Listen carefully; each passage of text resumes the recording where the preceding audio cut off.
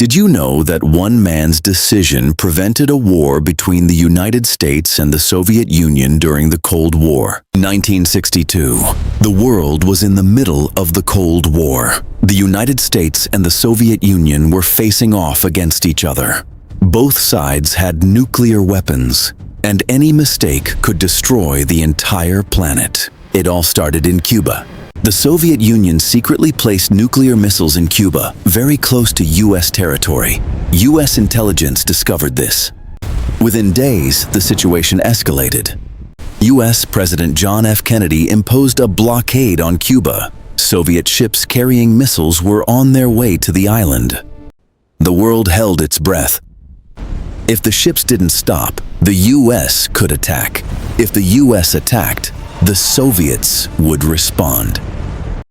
That meant nuclear war.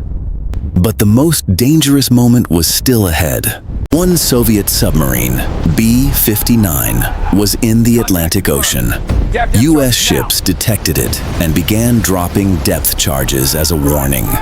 Communication was cut off. The crew didn't know what was happening. They thought it was a real attack. The submarine carried a nuclear torpedo. According to protocol, if 3 officers agreed, they could launch it. 2 officers agreed. They were one step away from launching a nuclear strike. But there was a third man, Vasili Arkhipov. He refused. He believed this was not a real war. Despite the pressure, he said no, and that decision saved the world. In the end, through political negotiations, the United States and the Soviet Union reached an agreement. The missiles were removed. The world stepped back from the edge of destruction. But the truth does not change. Sometimes history is not changed by presidents, but by the decision of one man.